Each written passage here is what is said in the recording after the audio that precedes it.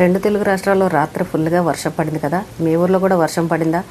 హైదరాబాద్లో అయితే రాత్రి 12 తర్వాత విపరీతమైన గాల్దుమ్ము, వర్షం. పొద్దున్న 6 గంటల వరకు కూడా చినుకులు పడుతూనే ఉన్నాయి. కొంచెం వాతావరణం అయితే చల్లబడింది. ఈరోజు టాపిక్ ఏంటనంటే, నిన్న మాట్లాడుకున్నాం, కోయంబత్తూరులో ఒక పాప కేసు విషయంలో పోలీసులు ప్రెస్ మీట్ పెట్టినప్పుడు ఆ ప్రెస్ మీట్లో పోలీసులు ప్రవర్తించిన తీరుని ప్రతి ఒక్కరు కూడా తప్పుపట్టారు. ఆ వీడియోలన్నీ కూడా సోషల్ మీడియాలో ట్రోల్ అయ్యి, దాని గురించి నిన్న మాట్లాడుకున్నాం. అయితే అక్కడ జరిగిన విషయం ఏంటి, ఆ ప్రెస్ మీట్కి ముందేం జరిగింది, ఆ ప్రెస్ మీట్ తర్వాత ఏం జరిగింది అనే విషయం చాలా మందికి తెలియదట.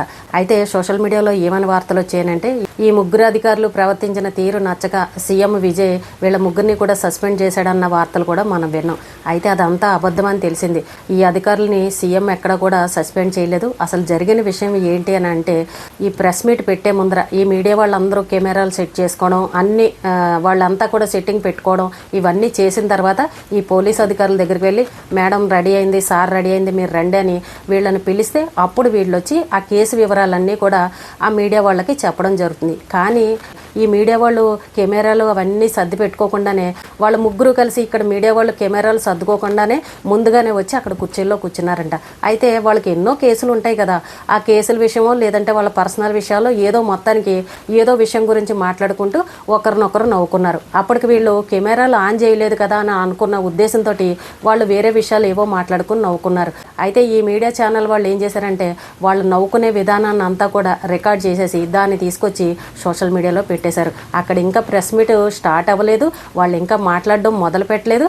ప్రెస్ మీట్ మొదలు పెట్టక ముందర జరిగిన విషయాన్ని తీసుకొచ్చి సోషల్ మీడియాలోకి వదిలేశారు. నిజంగా అది మీడియా వాళ్ళు చేసిన తప్పే కదండి, అలా చేయకూడదు కదా.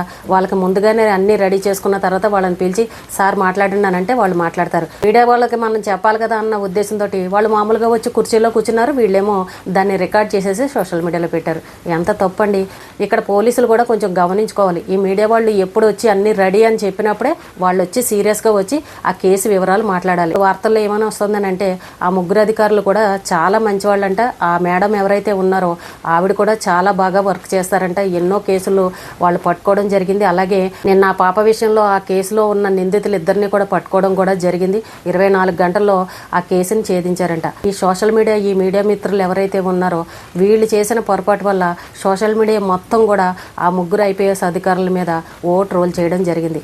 ప్రెస్ మీట్కి ముందు ఏం జరిగిందో తర్వాత ఏం జరిగిందో ఏమీ తెలియకుండా అందరూ కూడా అని ట్రోల్ చేసేసారు. సీఎం విజయ్ దాకా వెళ్ళింది, ఆయన సస్పెండ్ చేశారని చెప్పారు. కానీ ఒక మంచి పొజిషన్లో ఉన్న ఐజీ పోస్ట్లో ఉన్న పెద్ద పోస్ట్లో ఉన్న అధికారులని సస్పెండ్ చేయాలనంటే అంత మామూలు విషయం కాదు.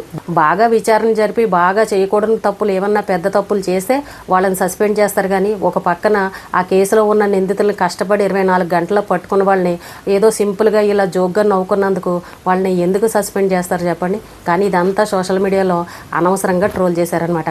ఈ మీడియా మిత్రులు ఎవరు కూడా పిలవకుండానే పాపం వాళ్ళు వచ్చి అక్కడికి వచ్చి ఏదో టాపిక్ గురించి వాళ్ళు సరదాగా నవ్వుకుంటూ మాట్లాడుకుంటే, ఈ విషయంలోనే ఈ కేసు గురించి మాట్లాడేటప్పుడే వీళ్ళు ఎలా ప్రవర్తించారని మొత్తం సోషల్ మీడియా అంతా ట్రోల్ చేసేసారు.